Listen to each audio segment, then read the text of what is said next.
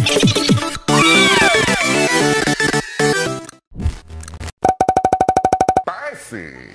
what's up mga idol? Kamusta? It's me, it's Kulotski TV nga pala once again. Nung nakaraang linggo, hindi ko napansin, sunod-sunod pa rin gawa ko ng mga about Beyblade na video natin no? Isa, dalawa, tatlo, apat, lima, pare. Parang nahook ata ako sa Beyblade nung nakaraang linggo, no?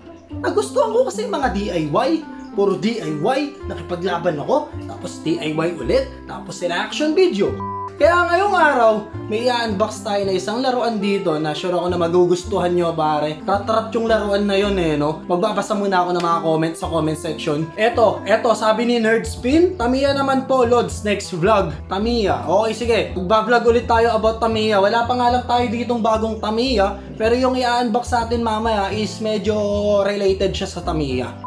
Eto naman, sabi naman to ni Kevin Subida, Idol, more content po ng Boga. Boga? Parang medyo matagal pa, wala pa tayo sa bare months Pero may binaplano ako na gagawin, para siyang slingshot na ang bala niya is yung bala na metal na bilog. Tapos ang tatargetin natin is yung mga coke, katulad dun, kung napapanood nyo yung napapanood ko. Parang baril siya na gawa siya sa gawa siya sa Boga, pare. Abangan nyo yan.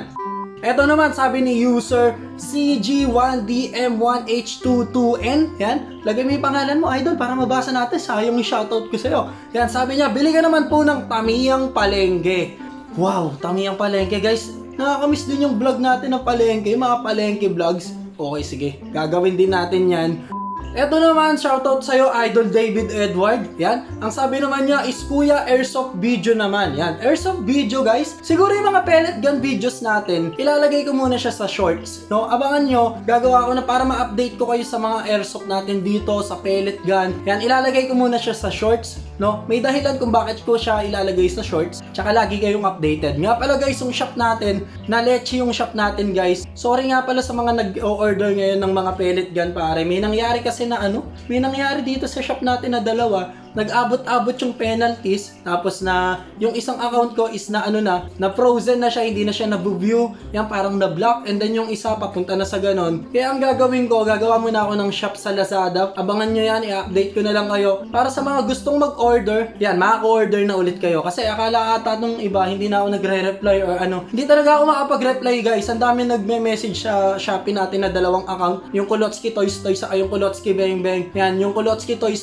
is naka-down ngayon. Yung Kulotski Bang Bang, hindi naman ako makapag-post dahil abot-abot na yung penalties niya, guys. Sobrang sorry talaga sa lahat ng mga nag-o-order sa akin. Kahit ako, sobrang apektado ako ngayon, di lang halata. Pero gagawin natin ang paraan yan. Di tayo, so alam nyo na yan. Abangan nyo na lang sa shorts yung mga ilalagay natin. Doon nyo abangan yung mga tungkol sa pellet gun, no? So, tara, mag-unbox na ako, unbox na natin. Ano nga bang i-unbox ko ngayong araw? Ha? Ito yung i-unbox natin ngayong araw. Yeah! So guys, ang i-unbox natin ngayon is etong motorized ni Toy Pro, pare, na ginawa naman ni Alpha Group para kay Toy Pro. Si Alpha Pro is located siya sa Guangdong, China. Yan, ito yung manufacturer niya. Ginawa niya to para kay Toy Pro. Si Toy Pro, pare, located naman siya sa Qatar ata. Sinearch ko kasi siya sa Google, and then yung mismong motorized. Akala ko kasi anime siya, no? Parang hindi kasi siya anime nung sinearch ko. Tapos etong toy na to, parang mabibili lang siya sa Middle East or sa Qatar. Kasi etong toy na to is galing to ng Qatar. Yan, padala sa akin to ng ate ko, kung natatandaan nyo. Ito yung pinadala niya sa akin dati. And then, ang akala ko nun is anime to guys, na gawa sa Japan, no? So, hindi pala siya anime. Mukha lang siyang anime kasi yung character niya dito, di ba? Medyo anime yung datingan niya. And then, di ba kung matatandaan nyo, nakakita tayo nito sa may Divisoria, no? May imitation nito sa Divisoria na nabili natin ng 50 pesos. Kaso nga lang, hindi siya gumagana.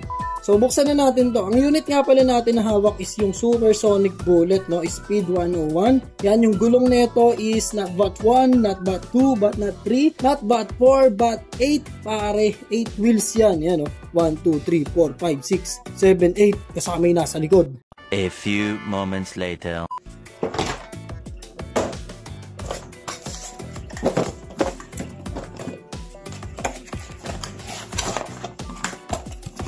Yun yung kinagandahan nito guys, hindi siya parang Tamiya, no?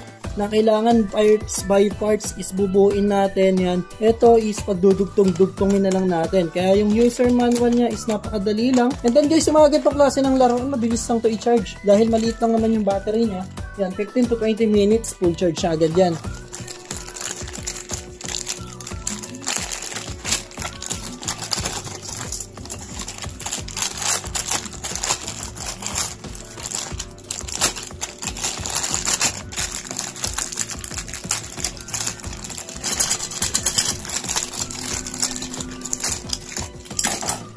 siya. Yan. Ito naman yung kasunod. Pagkatapos, asan yung motor? Yan. Ito yung motor niya. So, lagay lang natin dito yung motor niya. Yan. Kagando. Dali lang siyang assemblein guys. Napakabilis lang. Within 1 minute, kaya nang buuin to eh. So, ayan guys. Nakabit na natin. And then, yung pinaka-takip niya. Yan. Yung pinaka-chassis niya guys, ganito lang siya. Pwede natin siyang ilagay ata kabilaan or parang hindi. Yan. So, dito siya, no? Ayan. I-screw lang naman siya. Pagkalagay natin yan. So, ayan siya guys. No? Kinagandahan nito ng laruan na to. Pag tumamba siya, pwede siya umandar pabaligtad, no? Upside down yung andar niya, no? Pag ganito, tsaka pag ganito. Pwede siyang umandar kahit anong position, no? Patagilid di pala pwede. Yan, patagilid hindi pwede, patagilid hindi pwede. So, subukan natin to. Tara, subukan natin to sa labas. Let's go. So, dito sa labas, mas maganda natin siya kung dito susubukan para makita natin. Wala naman nata siyang racetrack para sa ganitong laruan, eh, no? Ayan, ayun, ang tuling, gagi. Ayan, dito, let's go. Boom, boom, boom, boom, boom. Gagi, nagwawala. Uy, uy, uy. Ilang laruan to guys. Nagwawala siya. Boom. Ayaw, di ba? Hihikot siya guys. Ano? Kusang huminto. Ang galing. Let's go. Boom. Boom. Puta, pang ano siya, no? Pang walwalan, no? Pang, sabi nagkaano siya ng mga alikabok, oh. Namamatay siya kusa, ano? Pag di niya na trip umandar. Ayun, no? Diba? Tignan nyo guys, ha? Mag-aano ng alikabok yan. Puta, ano? Wala guys. Kusa siyang namamatay, no? Pag ayaw niya ng umandar. Pag marami na siyang bangga, kusa siyang namamatay. Hindi naman pala lumiliko yung gulong niya, no? Walang liguan, dire-diretso lang din talaga yung andar. Tapos ang maganda sa kanya, pag bumaligtad, gaganon din. Tapos pag gumanyag, gaganon din, no? Wala yung laruan na to, ha? Ayan, umandar ulit. Matagal yung charge siya, no? Yung life ng battery niya is matagal, no?